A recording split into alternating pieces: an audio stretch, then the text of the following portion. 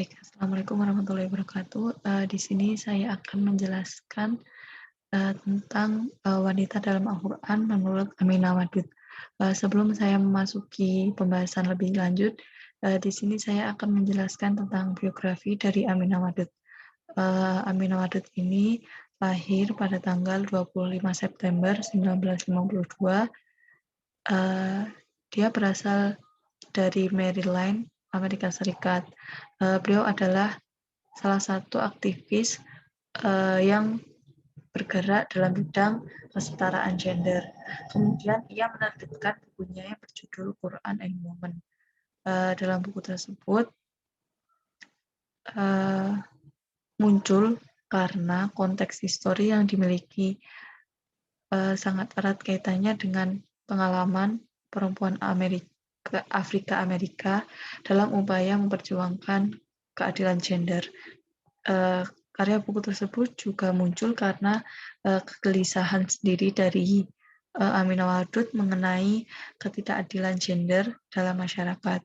Salah satu penyebab utamanya adalah pengaruh ideologi doktrin penafsiran Al-Quran yang dianggap memiliki bias patriarki. Kemudian selanjutnya tentang pendahuluan. Pendahuluan di sini terdapat latar belakang munculnya buku tersebut karena beliau ingin menekankan pada bagaimana kita dapat memahami penafsiran kedudukan perempuan dalam Al-Quran. Kemudian tujuan penulisan buku tersebut yaitu untuk melakukan interpretasi Al-Quran mempunyai substansi dalam kehidupan perempuan di era sekarang. Maksud dari interpretasi di sini, menurut Aminah Wadud ini sebagai proses pengkajian ulang terhadap teks atau ayat Al-Quran dan sesuai dengan konteksnya. Kemudian metode penafsiran menurut Aminah Wadud ini menggunakan metode tradisional atau tafsir Al-Quran bil Quran, yaitu menafsirkan Al-Quran berdasarkan Al-Quran itu sendiri.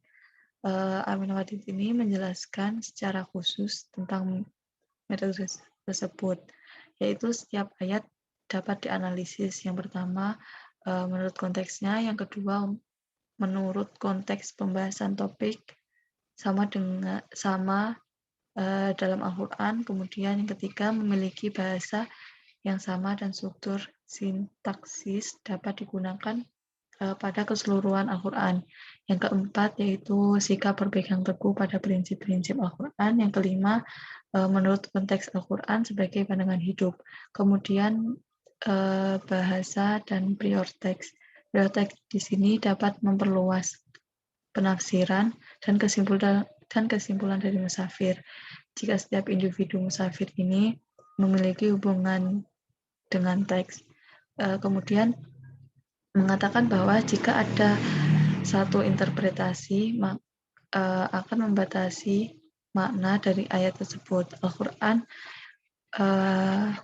menurut Aminah Wadud ini bersifat fleksibel dalam mengakomodasi suatu kultur yang berbeda karena Al-Quran ini menjelaskan bahwa memiliki sifat yang universal pada setiap umat yang beriman kepadanya. Kemudian yang selanjutnya yaitu penciptaan manusia. Penciptaan manusia ini dibagi menjadi 3 pembahasan. Yang pertama yaitu tentang penciptaan ibu bapak pertama.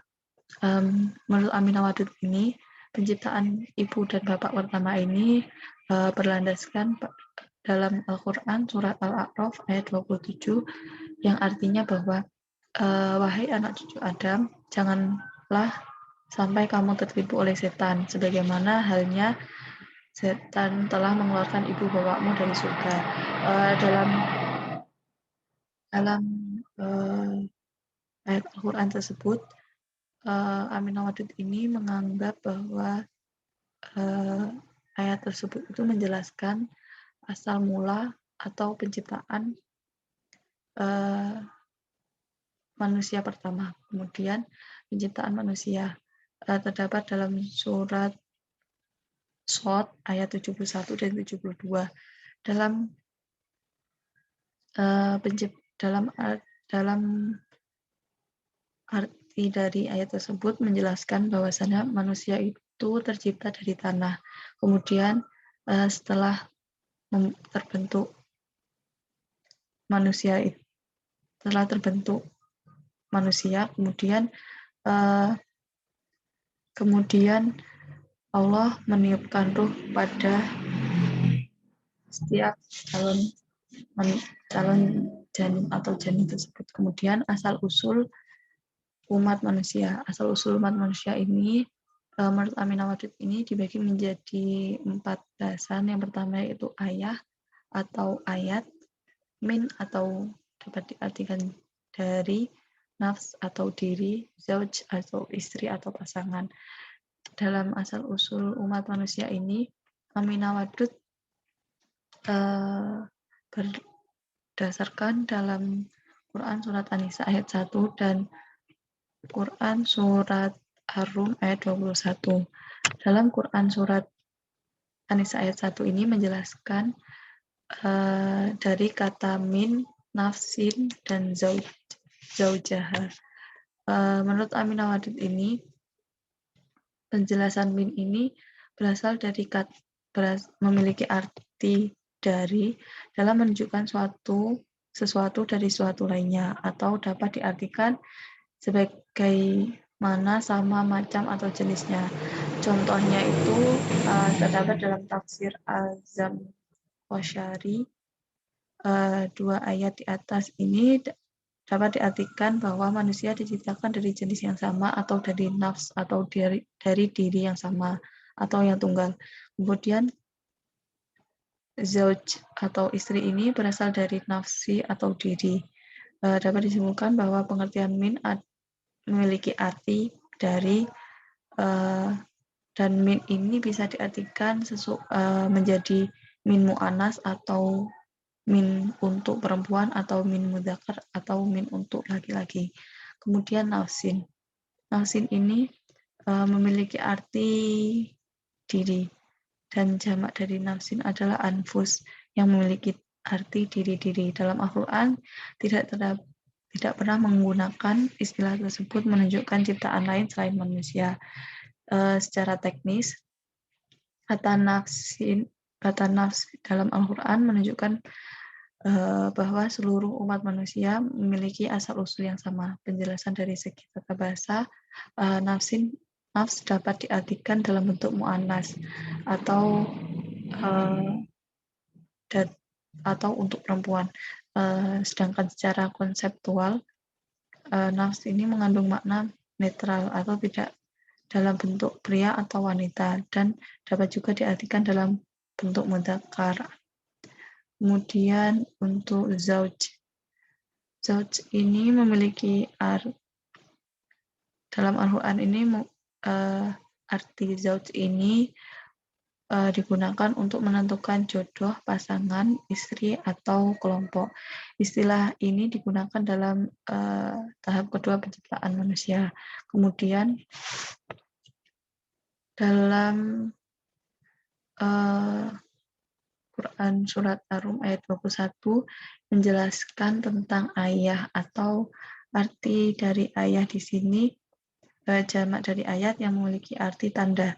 Contohnya gini, jika di depan kita ada pohon, kemudian kita dapat melihat pohon tersebut sebagai hanya dalam bentuk pohon saja, akan tetapi sebenarnya pohon itu memiliki arti atau memiliki pemahaman yang sesungguhnya, yaitu pohon itu merupakan suatu ayat atau pertanda yang mencerminkan akan kebesaran Allah. Kemudian yang selanjutnya tentang pandangan Quran mengenai wanita. Yang pertama, keutamaan wanita dalam Al-Quran. Menurut Aminah Wadud ini melakukan batasan antara kedudukan dan peran semua wanita, baik disebutkan dalam Al-Quran secara eksplisit maupun secara implisit. Contoh ayat dalam Al-Quran ini menyebutkan bahwa wanita wanita untuk melakukan penerapan dalam berperilaku atau untuk menerapkan sikap yang baik. Kemudian selain itu juga ada rujukan penerapan karakter pada wanita dalam Al-Quran menggunakan keistimewaan yang paling atau yang penting adalah memiliki rasa hormat kepada kaum wanita.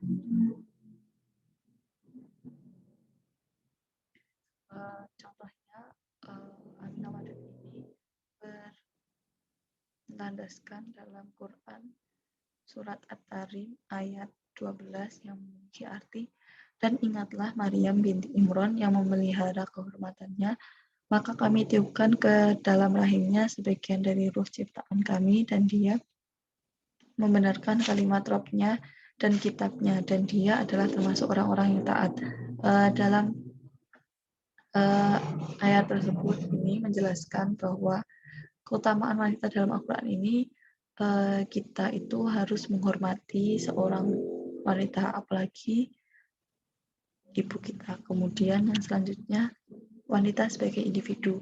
Menurut Aminah Wadud ini menyebutkan bahwa perbedaan antara wanita dalam kedudukannya sebagai seorang individu dengan wanita dalam anggota masyarakat, semua tergantung dengan ketakwaannya kepada Allah. Kemudian dalam Al-Quran memperlakukan antara wanita dengan pria itu dengan cara yang sama. Al-Quran juga menyebutkan individu dengan kata nafs atau diri. Kemudian di muka bumi, individu telah diberikan tanggung jawab yang sesuai dengan kapasitasnya.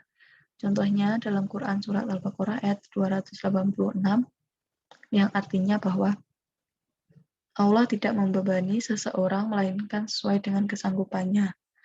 Ia mendapat pahala dari kebajikan yang diusahakannya, dan ia mendapat siksa dari kejahatan yang dikerjakannya. Dalam ayat di atas dapat diambil kesimpulan bahwa tidak ada perbedaan antara wanita dan pria terhadap kapasitas yang diberikan oleh Allah untuk nafs atau diri mereka masing-masing. Yang perlu kita pahami bahwa perbedaan antara wanita dan pria ini hanya terletak pada fitrah dan ketaatan atau ketakwaannya kepada Allah. Kemudian yang selanjutnya tentang perbedaan antara individu. Al-Quran telah menyebutkan bahwa perbedaan antara manusia adalah terletak pada ketakwaannya, yang Aminah Wadud menjadi landasannya pada Quran Surat Al-Hujurat ayat 13. Di sini menjelaskan bahwasanya sesungguhnya orang yang paling mulia di antara kamu di sisi Allah ialah orang yang paling takwa di antara kamu. Maksudnya di sini Allah ini menciptakan kita, laki-laki dan perempuan, untuk kita itu berbangsa dan berkelompok dan saling mengenal antara satu sama lain, kemudian menjadi pasangan. Nah, perbedaan antara laki-laki dan perempuan di sini ditekankan oleh Allah. Mereka ini hanya dilihat dari ketakwaannya kepada Allah. Kemudian yang selanjutnya, tokoh wanita dalam Al-Quran. Aminah Wadud menjelaskan dalam bukunya Quran and Women, di situ dijelaskan bahwa tokoh wanita dalam Al-Quran disebutkan ada 4 tokoh, yaitu yang pertama Ibu Nabi Musa, yang kedua Maryam dan Bilqis, yang terakhir Ratu Saibah. Tapi di sini saya hanya menjelaskan tentang Ibu Nabi Musa yang berlandaskan dalam Quran Surat Al-Qasas ayat 7. Yang artinya, dan kami ilhamkan kepada Ibu Musa, susuilah ia, dan apabila kamu khawatir terhadapnya, maka jatuhkanlah ia ke sungai Nil. Kemudian yang selanjutnya itu hak dan peran wanita. Di sini ada 5 pembahasan. Yang pertama yaitu darajah. Darajah di sini, darajah di sini memiliki arti tingkatan atau peringkat. Allah telah menjelaskan dalam Quran tentang derajat. Setiap manusia ini memiliki perbedaan derajat yang berdasarkan pengetahuan yang ia miliki. Seperti dalam Quran surat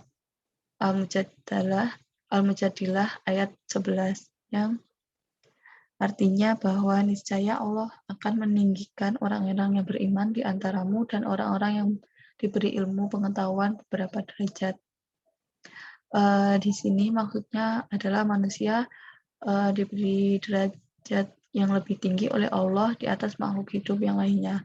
Perbedaan itu berdasarkan bahwa manusia ini diberikan kelebihan oleh Allah, yaitu akal pikiran yang dapat digunakan untuk menimba atau mencari ilmu pengetahuan, sehingga dengan begitu manusia ini memiliki derajat yang lebih tinggi daripada manusia yang lainnya. Kemudian yang selanjutnya adalah fadola.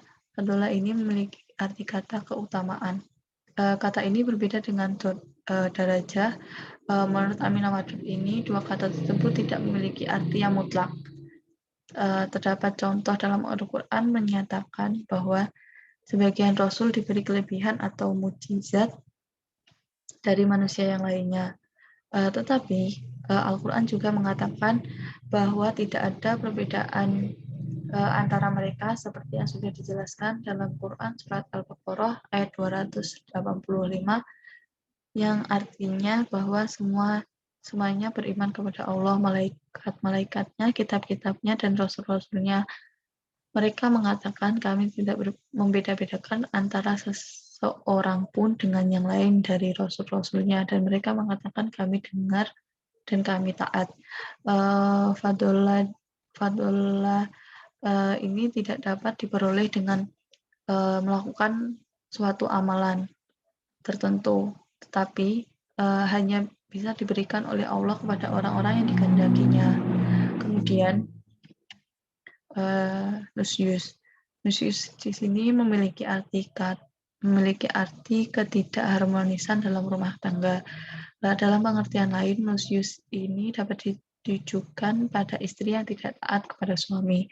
Menurut Aminah Wadud, Mufasir mengutip dalam Quran surat An-Nisa ayat 37 ayat 34, namun dalam ayat ini biasanya ditafsirkan sebagai jika ada istri yang melakukan nusyus, maka suami dapat melakukan kekerasan pada istrinya.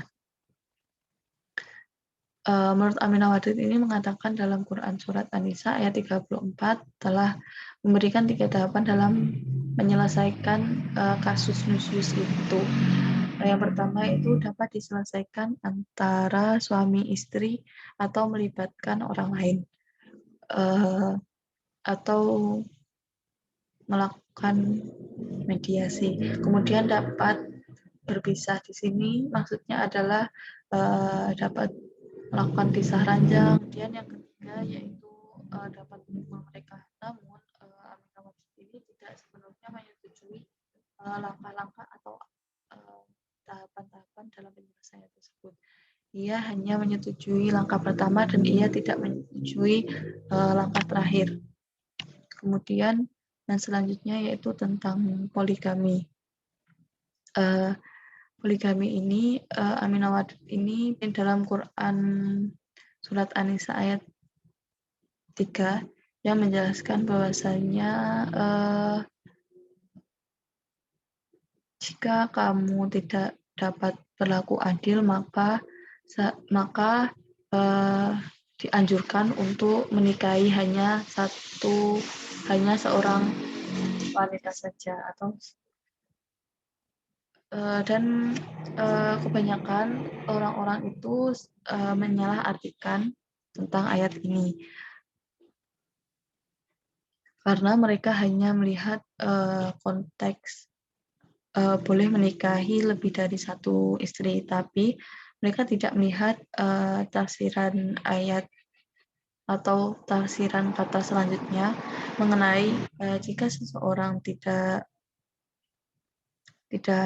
mampu menikahi atau tidak boleh menikahi lebih dari satu orang istri jika mereka tidak dapat berlaku adil terhadapnya. Dan para mufasir juga menegaskan bahwasannya uh, berlaku monogami adalah suatu hal yang diajarkan oleh Nabi yang telah dijelaskan atau cerita Nabi hanya menikahi Siti Khadijah saja.